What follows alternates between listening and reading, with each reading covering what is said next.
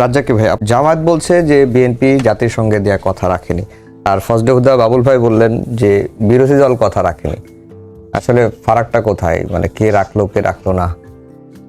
না, ওনার সূত্র দিয়ে যদি বিরোধী দল কথা রাখে নাই যদি বলে, তাহলে বিরোধী দলের তো যে দাবি নিয়ে পার্লামেন্টে ঢুকছিল, পার্লামেন্টে যাওয়ার আগে যে সমস্ত আলাপ আলোচনা হইল, সেটা যদি না হয়, এটা কথা রাখেনি যেহেতু বিএনপি বলতেছে, সেটা রাখি কি রাখে নাই এই আলোচনায় পরে আসি। বাট বিরোধী দল যেহেতু অলরেডি বলছে যে কথা রাখে নাই, সেই হিসাবে তো তাদের কথা না রাখলে যে করার সিদ্ধান্ত নেওয়া উচিত তাই করা উচিত। কথাটাকে বাস্তবায়ন করার জন্য যা করা দরকার সেটা তাদের করা উচিত। আর যদি সেটা না করে, তাহলে এটা কথার কথা থাকে কিনা, এটা আমার প্রশ্ন। আর শরীফ ভাই আর কি আমাদের ফজলে হুদা বাবুল ভাই আজকে টক শোতে আসার অফ দ্য রেকর্ড বললাম যে আজকে তো টক শো হবে না, কারণ এত ঘনিষ্ঠ প্রত্যেকে আমরা কেমনে কথা কই, এই হলো একটা সমস্যা। যাই হোক, তারপরে বলি, রাজনীতিতে শেষ কথা বলতে কিছু নাই। এই কথাটার বয়স হলো 55 বছর বাংলাদেশে। এটার মানে হচ্ছে সকালে এক কথা বলবো, বিপিকে এক কথা বললে এটা বৈধ। বাংলাদেশের রাজনীতিতে আমি বৈধ দেখছি। আর বাংলাদেশের রাজনীতি এটার সাথে প্রাসঙ্গিক আর একটা কথা বলি, একটা বিখ্যাত সিদ্ধান্ত বাংলাদেশে, যেটা অ্যাবসোলুটলি রং, সবার সাথে বন্ধুত্ব, কারোর সাথে বৈরিতা নয়। এই থিওরির উপরে বাংলাদেশ চলে, এটা পৃথিবীর কোথাও নাই। সবার সাথে বন্ধুত্ব হবে না তো। এটা কিন্তু আমাদের দেশে গর্ব করে বলি আমাদের পররাষ্ট্রনীতি অ্যাবসোলুটলি রং। এই অ্যাবসোলুটলি রং পররাষ্ট্রনীতি। আর ইনসাইডে যদি আসেন ইনডোরে, তাহলে শেষ কথা বলতে কিছু নাই। দুই জায়গায় আমরা ফলস সূত্রের মধ্যে আছি। সুতরাং আপনি কথা রাখে নাই, এটা তো অস্বাভাবিক কিছু না।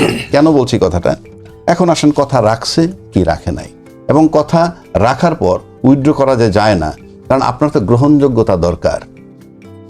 নির্বাচনের আগে 8 মাস সবাই দৌড়ঝাঁপ দিছে আমরা এই সংস্কার করার জন্য। আমরা বলতে সামষ্টিকভাবে বলছি, আমরা তো আর যাই নাই, যারা গেছে।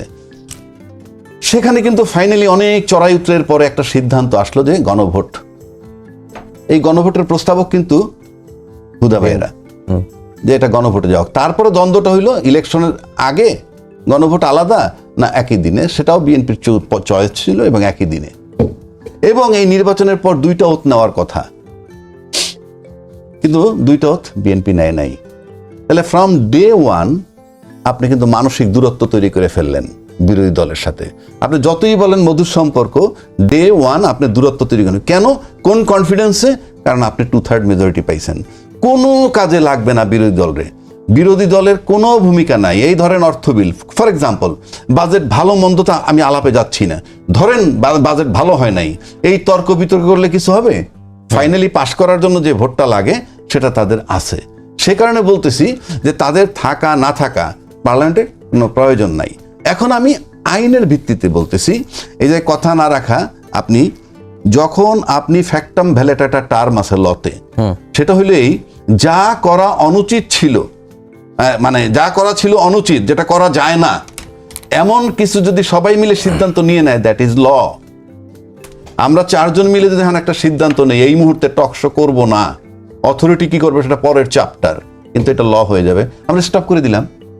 এই সবাই মিলে যে সিদ্ধান্তটা নেবে, এটা কর্মটা হয়তো অনুচিত ছিল, কিন্তু যেহেতু আমরা সবাই মিলে মেনে নিছি, সেটা কেন বলছি অনুচিত ছিল বলি তাদের কথার কারণে, আদারওয়াইজ সবাই মিলে যেটা করবে সেটা বৈধ। ফ্যাক্টাম ভ্যালেট এটা রোমান্টিক রোমান টার্ম। সুতরাং আপনারা যে নির্বাচনের আগে বলছেন, জাতির সামনে বলছেন গণভোট আপনারা চান, 1 নম্বর। 2 নম্বর, ইলেকশনের দিনে চান।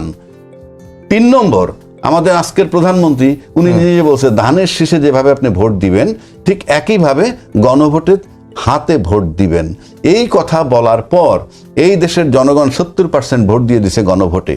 এখন যদি কেউ বলে যে আমরা তারেক রহমান সাহেবের প্রতি সম্মান দেখাইছি, সেটা সঠিক হয় নাই, কিংবা এই কথা না রাখা তাই কিছু আসে যায় না, তখন গ্রাম গঞ্জের সাধারণ লোক আজকে এটা তো জানে সবাই কি প্রতিশ্রুতি দিলেন। তাইলে আপনি এই প্রতিশ্রুতির ভিত্তিতে আইসা পবিত্র পার্লামেন্টে দাঁড়াইয়া 2টা লোক যখন বলে, একজন বলেন গণভোটে রাজি না হইলে নির্বাচন দিত না, আরেকজন বলছেন যাতে নির্বাচন না করার বাহানা না হয় সেই জন্য আমরা, এগুলো তো ভাই জাতি দেখে, দেশ জনগণ দেখে। এইগুলোতে আমার কাছে মনে হয় কি, এটা যখন আমি শুনি তখন আমার মনে হয় কি, আচ্ছা ভোটারদের ভোটের প্রতি কি কোনো গুরুত্ব নাই? মানে কেন নাই বলছি আমি, আপনি ভোটারকে যদি ভাবেন, আপনি নেক্সট আবার ইলেকশন করবেন না? নাকি আমরা বাইরের থেকে দেখি ইলেকশন কিন্তু ভিতরে হয়ে যায় সিলেকশন, এরকম কিছু কিনা? তা নাহলে এত কনফিডেন্টলি কেমনে বলে যাতে বাহানা না হয়, মানে ভোটারের কোনো গুরুত্বই নাই। তারপরে ভাই একটা শেষ করি, ভাই একটা কথা বলছেন ওনাদের নির্বাচনী ইশতেহারে ছিল, ওনাদের নির্বাচনী ইশতেহারে দুইটা বিষয় ছিল। নাম্বার 1, সংবিধান সংস্কার করবেন, সংশোধন নয়। নাম্বার 2, ক্যাটাগরিক্যালি বলা আছে বিচার বিভাগের জন্য একটা পৃথক সচিবালয় করবেন।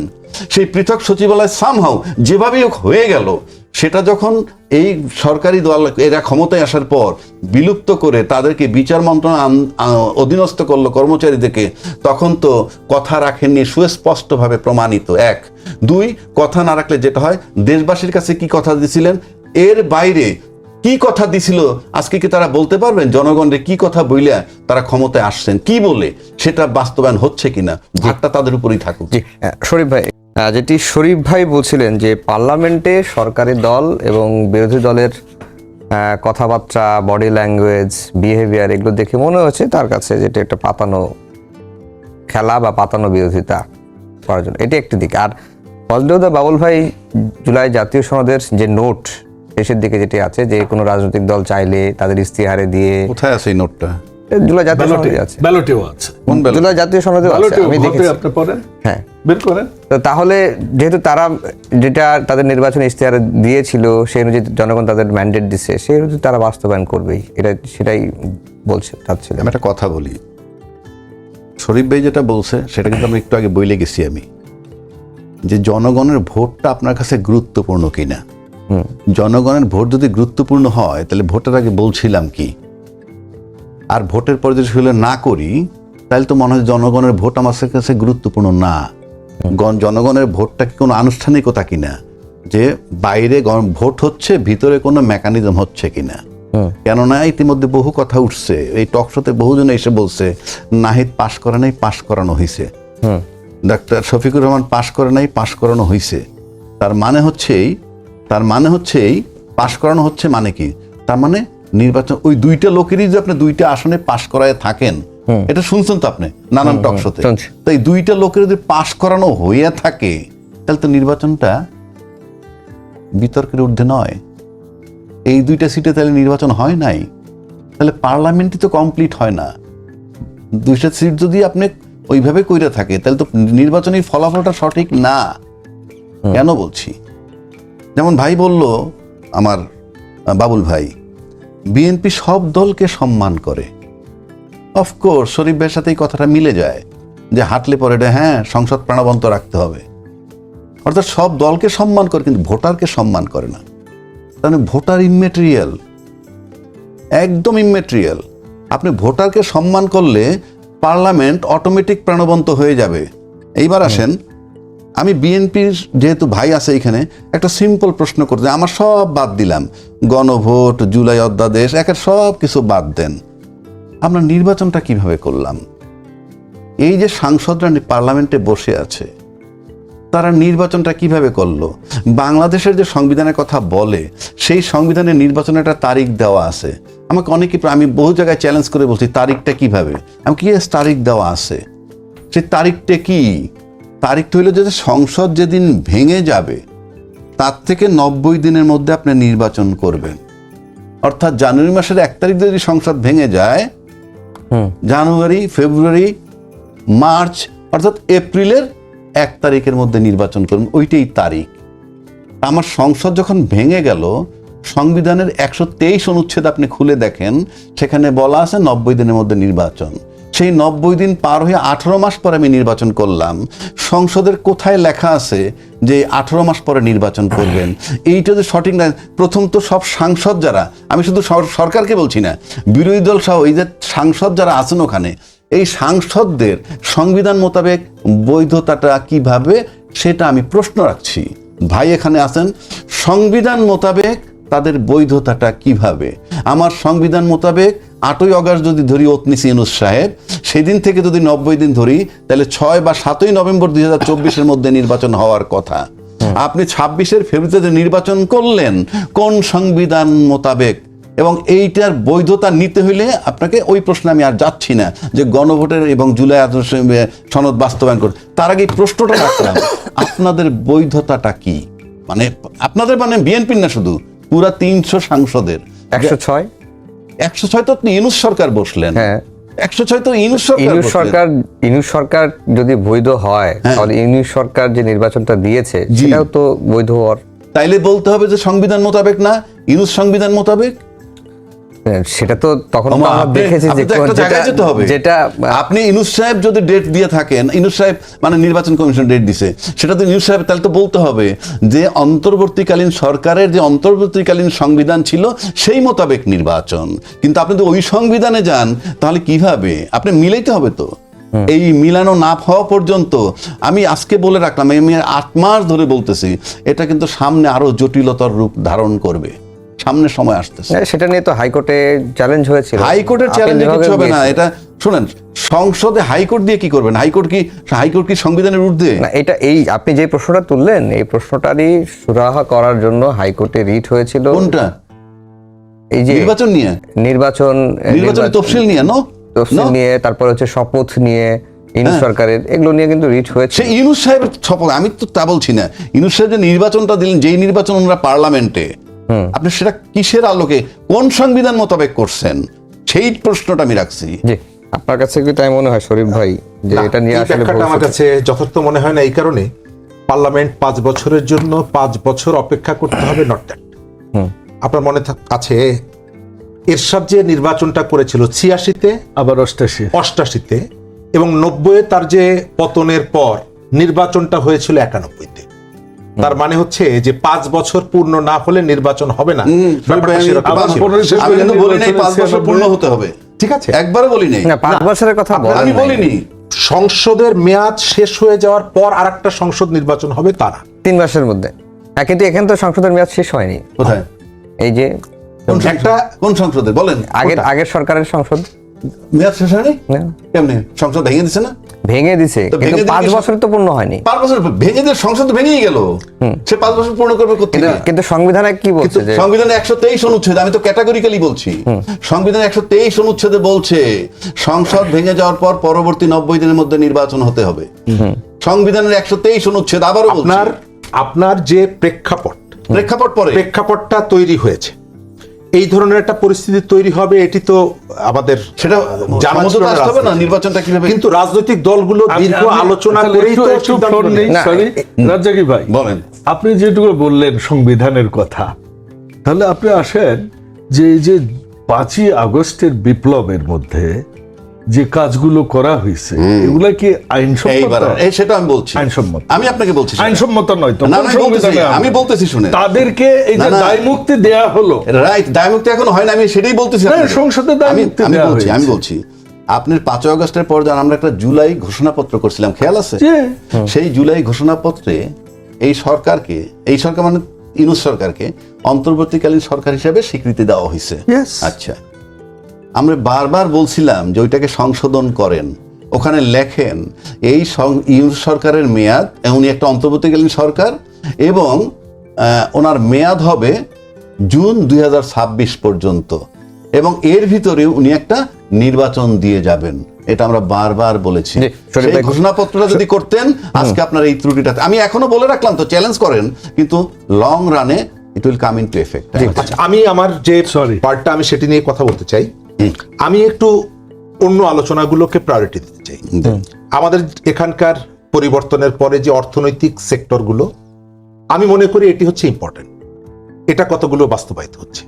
এই দেশের একজন চা শ্রমিক 182 টাকা বেতন পায় দিনে, তার জীবনযাত্রার কতটুকু উন্নতি হলো? জুলাই কেবলমাত্র আমার যে সনদ, জুলাই কেবলমাত্র ওই প্রতিশ্রুতি না, জুলাইয়ের ভিতর থেকে শিক্ষক রাস্তায় নেমে এসেছিল তার কতগুলো দাবি দেওয়া নিয়ে। বিভিন্ন সেক্টরের যে পুনর্গঠনের যে কাজটা, সেটি কতটুকু এগুলো আমার আলোচনার বিষয়টা হওয়া উচিত। আমি মনে করি সেটা ছাত্রদের ডাকে সাড়া দিয়ে যারা রাস্তায় নেমেছিল, তারা কেবলমাত্র আপনার সাংবিধানিক আমাদের যে সীমাবদ্ধতাগুলো আছে সেগুলোই পরিবর্তন হবে, আমি মনে করি না যে এটি তাদের কাঙ্ক্ষিত ছিল। আমাদের দেশের আইন শৃঙ্খলা একদিনে আপনি দেখছেন একটা পরিবার শেষ হয়ে যাচ্ছে, একটা পরিবারে 4-5 জনকে খুন করে ফেলা হচ্ছে। এর আগে গাজীপুরে হয়েছে, কালকে লক্ষ্মীপুরে হয়েছে। এই জায়গাগুলোকে কি আমাদের পার্লামেন্ট অ্যাড্রেস করছে কিনা? আপনি প্রতিহিংসার রাজনীতি করবেন না বলছেন, আবার আমি দেখলাম একজন স্বনামধন্য একজন চিকিৎসককে নিয়ে যেটা হলো, এটা আমার ওই যে প্রতিশ্রুতি, সেই প্রতিশ্রুতি থেকে অনেকটা জায়গায় সংস্কৃতির যে পরিবর্তন, সেই পরিবর্তনের সাথে সাংঘর্ষিক হয়ে যায়, কাঙ্ক্ষিত হয় না। আমি এই মুহূর্তে যেটা, আমাদের প্রধানমন্ত্রী বিদেশে গেছেন, চীনের সাথে একটা আলোচনা হচ্ছে, আমি বিপদ যেটা দেখতে পাচ্ছি, আপনি খেয়াল করেছেন যে এর আগে আমেরিকা আমাদের এখান থেকে করিডোর চেয়েছে এবং তারপরে যে রিপার্কেশনটা হয়েছে, আজকে আবার আমি দেখছি আর একটা বড় শক্তি চায়না, সে এখন করিডোর চেয়ে বসেছে। অর্থাৎ তুমি যদি বড় কাউকে দাও, অমুককে দাও, তা আমাকে দিবা না। তো এই যে বৃহৎ শক্তিগুলোর যে তাদের যে দ্বন্দ্ব, সেই দ্বন্দ্বের মধ্যে বাংলাদেশ যখন ঢুকে পড়ছে, বাংলাদেশ যখন পড়ে যাচ্ছে, তখন বাংলাদেশের রাজনীতিতে যারা এখন রাজনীতি করছে তাদের মধ্যে যে ইউনিটিটা থাকা দরকার, সেই ইউনিটি আমি দেখতে পাচ্ছি না। এবং অনেকগুলো অপ্রয়োজনীয় ইস্যুকে সামনে নিয়ে এসে এক ধরনের বার্তা দেওয়া হচ্ছে। আমি তো পরিষ্কার মনে করি যে ভারতের যিনি রাষ্ট্রদূত হিসাবে এখানে এসেছেন, তিনি বাংলাদেশের মাটিতে পা দিয়ে যে মন্তব্যটা করেছেন, এর পেছনে তাদের একটা সুদূর প্রসারী রাজনীতি আছে। একই সঙ্গে আজকে আপনি ব্রাজিলের বিপক্ষে, ব্রাজিলের পতাকা ওড়াবো না, এর পতাকা উড়াবো না বলে সারা দেশে যা করছেন, এর ভেতর থেকে একটা বার্তা আছে। আপনার ভারতে বসে যখন ইসরায়েলের রাষ্ট্রদূত আমাদের দেশ সম্পর্কে একটা মন্তব্য করে এবং তারপরে এই যে সারা দেশে সাজানো গোছানো, আপনি ঢাকার ব্রাজিলের পতাকা একটা দোকান থেকে যদি বানান বা কিনতে যান, তারপরে যখন বানাতে যাবেন জিজ্ঞেস করবেন মাপে একটু ছোট বড় হয়, কম বেশি হয়, কিন্তু এই যে সারা দেশে যে মহড়াটা হচ্ছে, ব্রাজিলকে লাথি মারতে হবে, একে লাথি মারতে হবে, তাদের বাদ দিয়ে আমার নতুন একটা, এই যে পতাকাগুলো দেখছেন, এই পতাকাগুলো একটার সাথে আর একটার মিল পাচ্ছেন তো? একেবারে হুবহু মিল। তার অর্থ হলো খুব প্ল্যান করে এই ধরনের আর একটা সিচুয়েশন তৈরি করা হচ্ছে এবং এই সিচুয়েশনটা একটা সময় গিয়ে বাংলাদেশের ললাটে আবার নতুন করে আর একটা সংকটের মধ্যে ফেলে দেওয়ার একটা গ্রাউন্ড ওয়ার্ক আমি দেখতে পাচ্ছি। আর এই যে চীনের সঙ্গে আমার তিস্তা চুক্তি, আমার পদ্মা ব্যারেজ, তার থেকে ইম্পর্টেন্ট আমি যেটা মনে করি, চীনের কাছ থেকে আমরা যেখান থেকে সব থেকে বড় সুবিধাটা দরকার চায়নার কাছ থেকে, সেটি হলো রোহিঙ্গাদেরকে ফিরিয়ে নেওয়ার ক্ষেত্রে চায়নার ভূমিকার সব থেকে মুখ্য, বিশেষ করে মিয়ানমার সরকারের সাথে তার যে নিয়ন্ত্রণটা। কিন্তু আমি কোথাও এই আলোচনাটা দেখছি না যে রোহিঙ্গাদেরকে প্রত্যাবাসনের ব্যাপারে চায়না সরকার আমাদেরকে কোনো প্রতিশ্রুতি দিয়েছে কিনা, সেই প্রস্তাবনা, সেই সহযোগিতা উত্থাপন করা হয়েছে কিনা। যদি হয়ে থাকে কথা খুবই ইম্পর্টেন্ট। আমি মনে করি যে অন্যান্য চায়না কত টাকা আমাকে ইনভেস্ট করলো এই মুহূর্তে, কতগুলো কলকারখানা সে তৈরি করলো, আমার আর্থিক ক্ষেত্রে কতটুকু সহযোগিতা করলো, ঋণ মওকুফ করলো, তার থেকে ইম্পর্টেন্ট হওয়া দরকার ছিল এই যে রোহিঙ্গা ইস্যুতে চায়নার আসলে স্ট্যান্ডটা কি, সেটা পরিষ্কার তাদের কাছ থেকে ব্যাখ্যাটা। জি বাবুল ভাই, দুটো প্রশ্ন, যে রাজ্জাক ভাই বলছেন যে তাহলে এই সংসদের বৈধতা কি, এটি একটি প্রশ্ন। আর বিএনপি সরকার বৃহৎ শক্তিগুলোকে কিভাবে আসলে সামলাবে এবং চীনের যে মনোভাবটা শরীফ ভাই বললেন, এটা বিপদ দেখছেন। শরীফ ভাইরা অনেক প্রাজ্ঞ মানুষ, আইনজীবী মানুষ, আমি হিসাব রক্ষক ছিলাম, যোগ বিয়োগ করার মানুষ আমরা, কাজেই কতটুকু পারবো। তবে দলের স্ট্যান্ডও আমি এমনও নয় যে আমি মুখপাত্র বা খুব সিনিয়র নেতা, একজন খুবই ক্ষুদ্র মানে দলের একজন কর্মী আমি। তার আগে আমি এর আগের স্পিচে বন্ধুবর শরীফ যখন কিছু কথা বলেছেন যে জনকল্যাণ নিয়ে আমরা কি করতে পেরেছি, হাম নিয়ে কথা বলেছে এবং সেখানে শাস্তির মুখোমুখি করতে পেরেছি কিনা আমরা, অর্থনীতিকে কি হচ্ছে। দেখুন, আমরা একটা ইস্তেহার দিয়েছি, ক্ষমতায় এসেছি আজকে 100 দিন প্লাস, না কত আজকে, কত 4 মাস হয়েছে, 120 মোটামুটি, না 20 হয়নি, 120 হয়নি এখনো, 112 হতে পারে, 4 মাসের মতো, ঠিক আছে। যাই হোক, আপনারা বলে ফেলেন 6 মাস ধরে নিলাম, ঠিক আছে। 6 মাসের মধ্যে আসবার পরে একটা ঈদ, এরপরে দিনরাত 24 ঘন্টা সংসদ, মানে প্রত্যেক দিন প্রত্যেক মিনিটে মিনিটে যেসব অধ্যাদেশ দিয়েছিল সেগুলোকে আইনে পরিণত করা, কিন্তু এর মাঝে মাননীয় প্রধানমন্ত্রী কিন্তু তার ইস্তেহারের একটু একটু করে পালন করেছে এবং সবটাই জনকল্যাণমুখী। আপনি যদি বলেন যে কৃষক কার্ড বিতরণ উনি শুরু করেছেন পাইলট প্রোডাক্ট, আপনি যদি বলেন যে আমাদের যেসব ইস্তেহার ছিল যেমন খাল খনন, নদী খনন, খাল খনন নিয়ে আমার ছোটবেলা থেকে যে খাল খনন করে হবেটা কি, কিন্তু এই যে এখন দেখছি যে বাংলাদেশের যে অবস্থা, যে পরিবেশ প্রতিবেশের অবস্থা, দেশি মাছ পাবেন না। হাঁস এখন শামুক ঝিনুক খেয়ে হাঁস বড় হয় না, হাঁসকে মানে আপনার নিজের মনুষ্য তৈরি খাবার দিতে হয়, প্রাকৃতিক খাবার হাঁস পায় না। আমাদের এই যে দেখবেন ধানের জমিতে, বিভিন্ন জমিতে এখানে আমাদের এত মেডিসিন, কীটনাশক এত দিতে হয়, আপনি কি খাচ্ছেন, এর মধ্যে কি সীসা আছে, ইটস ভেরি ডিফিকাল্ট। আপনি দেখেন ওই যে আপনার যখনই খালে পানি থাকবে, জমির পাশে একটু পানি থাকবে, একটুও যদি থাকে, সাপ থাকবে, কুচো থাকবে, ব্যাঙ থাকবে, কাঁকড়া থাকবে, এরা কিন্তু ওই আপনার ফসলের কীটনাশক গুলো খেয়ে বাঁচে, রবি শস্যের জন্য পানি পাবে। আমরা এটা ব্যাপকভাবে শুরু, আমি নিজেই প্রায় 8-10টা উদ্বোধন করেছি, অনগোয়িং, বেশ কয়েকটা প্রায় 60%-এর মতো হয়ে গেছে।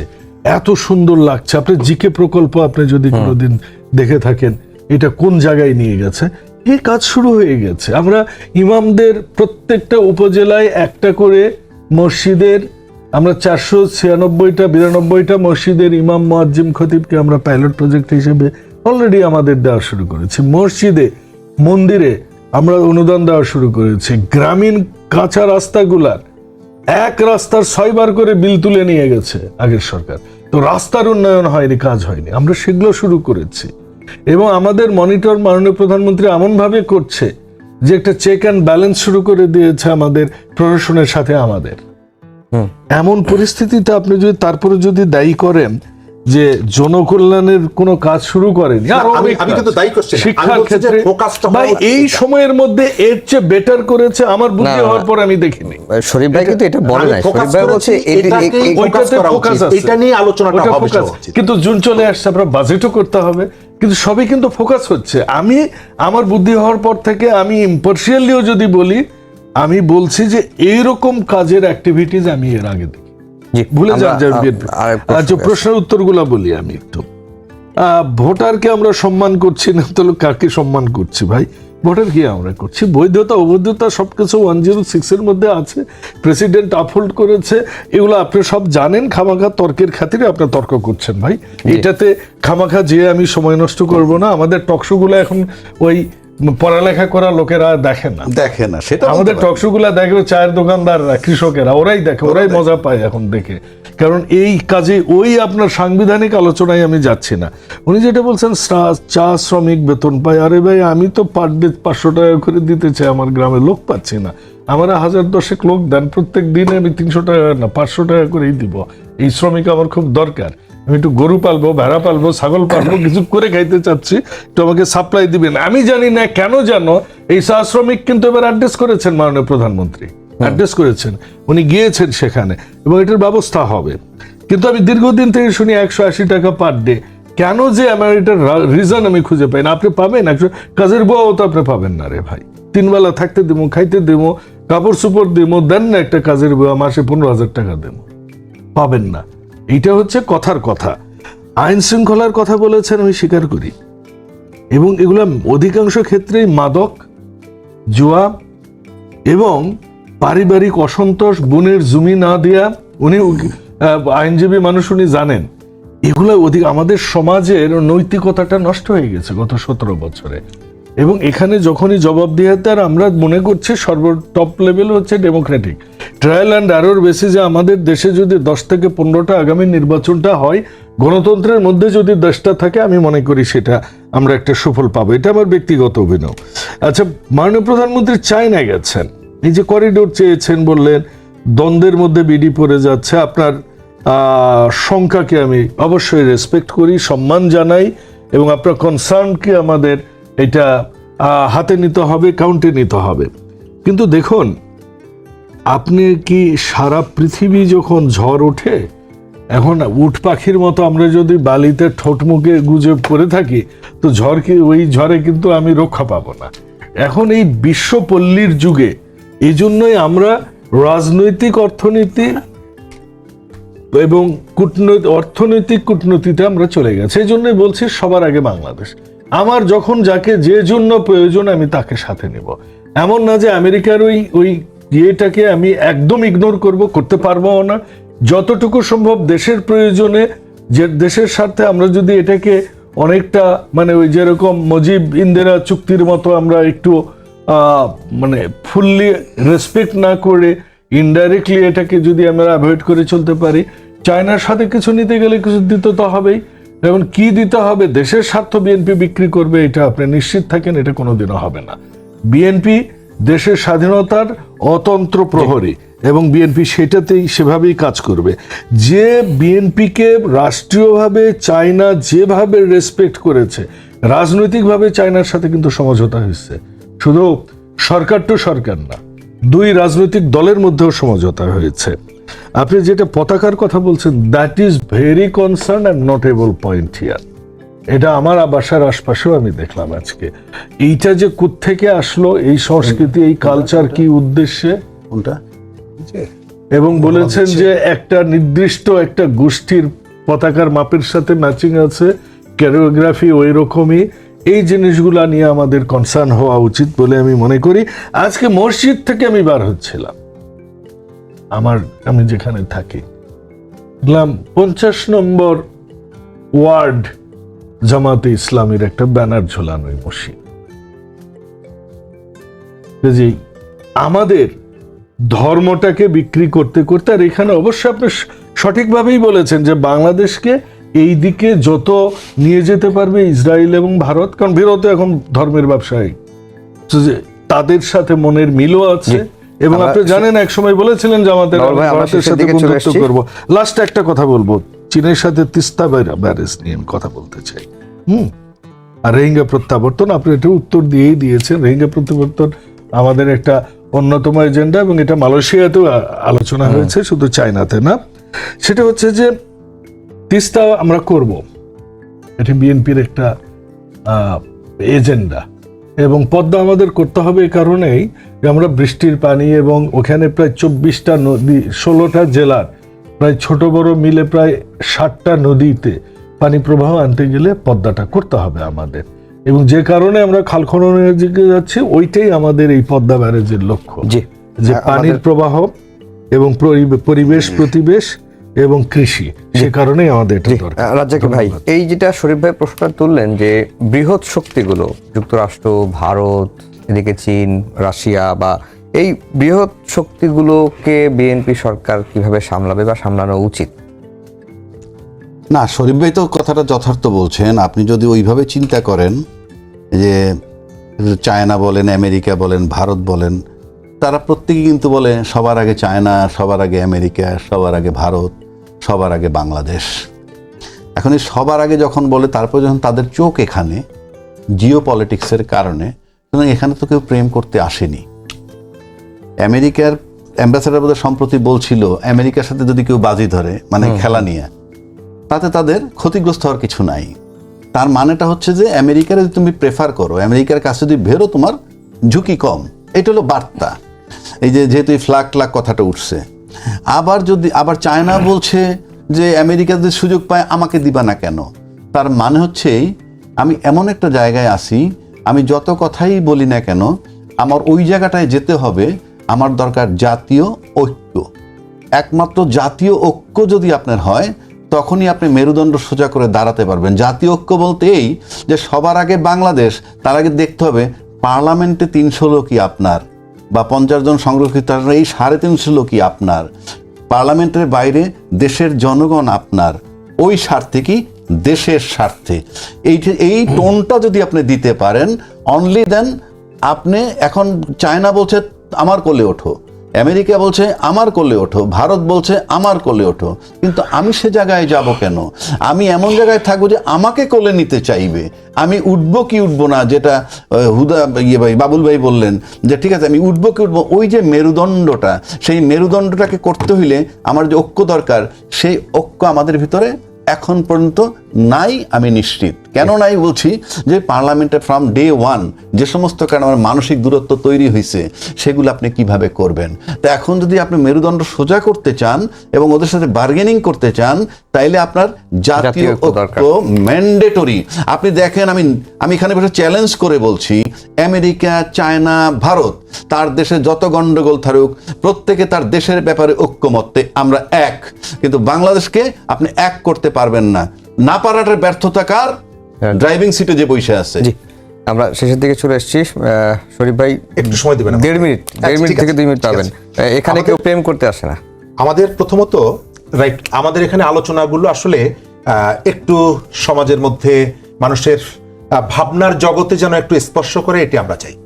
টকশোটা আসলে ঝগড়া করার জন্য না, ঝগড়া করার জন্য ফুটপথে ঝগড়া করা যায় এবং এটি কেটে কেটে বিক্রিও করার একটা প্রবণতাও আছে। আমি চাই, প্রত্যাশা যে টকশোতে মানে কনস্ট্রাকটিভ আলোচনাটা, তর্কটাও হোক, কিন্তু জাতীয় স্বার্থগুলো, আমি বিএনপির যে নির্বাচনী প্রতিশ্রুতি এটি পালনের আমি অনেকগুলো জায়গায় বিভিন্ন সময় বলেছি যে কৃষকের কৃষি ঋণ মওকুফ করে দেওয়া, এটা তো খুবই পজিটিভ একটা দিক। এই যে পল্লী বিদ্যুতের যে অনিয়ম, এটি বন্ধ করার জন্য একটা উদ্যোগ নেওয়া, এটা তো চমৎকার একটা দিক। কিন্তু একই সাথে আপনাকে কেবলমাত্র আমার সাংবিধানিক যে তর্ক বিতর্কগুলো আছে সেটিকেই যদি আমরা ফোকাস করে রাখতে চাই, এবং পার্লামেন্টকে, আমি বলেছি যে 12 ফেব্রুয়ারি দুটো ঘটনা ঘটছে, একটা গণভোট আর একটা হচ্ছে প্রতীকের নির্বাচন। তো আপনার এখানে জননিরাপত্তা, এটাকে আপনাকে ফোকাস করতে হবে। আমাদের কর্মসংস্থান, চাকরি, এই যে চাকরির জায়গাটা, যে তরুণরা রাস্তায় নেমেছিল, এই তরুণরা কিন্তু চাকরির জন্যই কিন্তু রাস্তায় নেমেছিল, এবং এখানে প্রচুর বেকার মানুষ তৈরি হচ্ছে।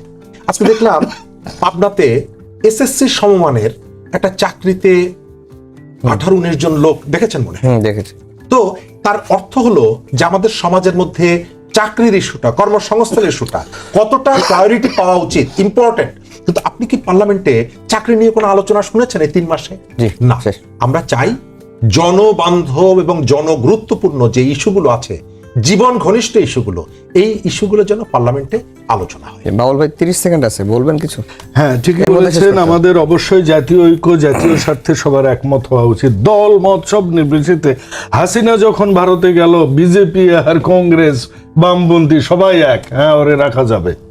তো আমাদের ওই জায়গায় আসতে হবে যে আমাদের স্বার্থে আমরা সবাই এক থাকবো, দেশের স্বার্থে, দেশের স্বাধীনতার স্বার্থে, সার্বভৌমত্বের স্বার্থে, দেশের প্রয়োজনে আমরা সবাই একসাথে বসবো। এটা হওয়া উচিত।